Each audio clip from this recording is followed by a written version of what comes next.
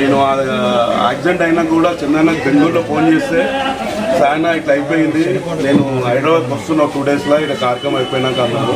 అప్పుడు కూడా ఫోన్లో ధైర్యం చెప్పిన అని రీసెంట్గా కూడా 2-3 టీవీలలో చూస్తే కూడా ఆయన ముఖం చూసి ఏదో బిడ్డ కోల్పోయినట్టు ఉన్నాడు అని అలా చేసుకుంటాడు అనుకోలేమన్నా. మాకు చాలా మంచి మిత్రుడు, మంచి రెస్పెక్ట్ ఇస్తాడు, మంచి ఇండస్ట్రీకి ఒక కొత్త విలన్గా వస్తాడు, మంచిగా ఎదుగుతాడు, మంచి గెటప్ ఉంది, మంచి హైట్ ఉన్నది అని మా గబ్బర్ సింగ్ టీం మొత్తం అట్లా కోరుకున్నాము.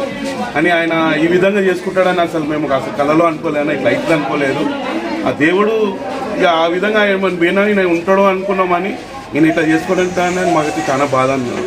అంటే ఇష్యూ తెలిసిన తర్వాత మీరు కో-ఆర్టిస్ట్ ఇదే ఏరియా నుంచి మీరు అందరూ ఉన్నారు, దాదాపు 5 సంవత్సరాల తనతో రిలేషన్ ఉంది, ఫ్యామిలీలో డిస్టర్బెన్స్ వచ్చింది, ఈ డిస్టర్బెన్స్ వల్ల ఇదంతా జరిగింది. సో అప్పుడు మీరు ట్రై చేసామన్న, ఆయన కలవని ట్రై చేసాము, ఆయన ఫోన్లో అందుబాటులో ఉంటుండని మేము 2-3 సార్లు వెళ్దాం అనుకున్నామని. మాకు ఇక్కడ సికింద్రాబాద్లో ఓల్డ్ సిటీ నుంచి అక్కడ కృష్ణనగర్ నుంచి ఆర్టిస్టులు వెళ్తున్నారు. సికింద్రాబాద్ నుంచి కూడా మా చందన్న కూడా ఎదుగుతాడు అనుకున్నాము. ఇక్కడ పబ్బులు, ఇక్కడ మేము, ఇక్కడ పీడి రాజు అలాంటి సికింద్రాబాద్ కాలర్ ఎదురు చేసుకొని చెప్పుకున్నాం. మేము కూడా సికింద్రాబాద్లో మాకు 10 మంది ఆర్టిస్టులు ఉన్నాము, మేము కూడా ఇండస్ట్రీలో ఎదుగుతాం అనుకున్నామని. చందన్న విషయంలో అయితే చాలా బాధ అనిపిస్తుంది. అంటే దీన్ని ఏకోమో చూడొచ్చు, కేవలం పవిత్రతో రిలేషన్స్ వల్లే మన కెరీర్ లోతుగా నాన్న అలా మంచి మిస్సెస్, భార్య కూడా మంచి మిస్సెస్. మేము 2-3 బర్త్డేలో పోయినాము, ఆ అమ్మ కూడా చాలా మంచి అమ్మాయి. ఇక ఆయన రాతల అట్లా ఉన్నది, ఆయన కూడా ఇక్కడ కూడా మెయింటైన్ చేసి అక్కడ కూడా మెయింటైన్ చేస్తున్నాని. ఆ యాక్సిడెంట్ ఎందుకు అయిందో, ఇది ఎందుకు ఆయన చనిపోయిందో, మా చందన్ ఎందుకు దూరం అయిందో అసలు ఏం అర్థమైతే లేదు. మంచి వ్యక్తి అన్న చందన్న, చాలా రెస్పెక్ట్ మంచి.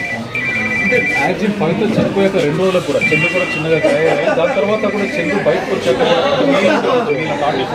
ఫ్యామిలీ రిలేషన్స్తో కానీ వచ్చాడు. యాక్సిడెంట్ 2-3 డేస్ బెంగళూరులో ఉన్నాడు. వచ్చినాక నేను కలుద్దామని లోపల ఇక్కడ మీడియా టైం ఇచ్చారు, కానీ ఇక్కడ ఉండలేడు, కొండాపూర్లో ఉంటున్నాడు. ఇక్కడ కూడా కొంచెం ఫ్యామిలీ డిస్టర్బ్ ఉన్నాడు. ప్లస్ ఆయన కోలుకోలేకుండా ఏదో నేను కూడా ప్రతి సెకండ్ ఆలోచించి ఫోన్లు చేస్తున్నాం. 5-6 సార్లు ఫోన్ చేసినా కూడా అన్నా నాకేం లేనా, నేను ఉంటా అని ఫోన్లో నేను ఇది చేసుకోలేకపోతున్నాను అని చెప్పి ఎప్పుడు ప్రతిసారి ఫోన్ చేస్తే ప్రతిసారి ఏడుస్తూనే ఉన్నాడు ఆయన. ఒక్కసారి కూడా అసలు నవ్వుకుంటా మా బాధ అన్న పక్క పెట్టా అన్న, నీకు లైఫ్ ఉంది అది అంటే నాకు వేస్ట్ అన్న, ఆయన లేని లైఫ్ అని అన్నాను. ఓకే.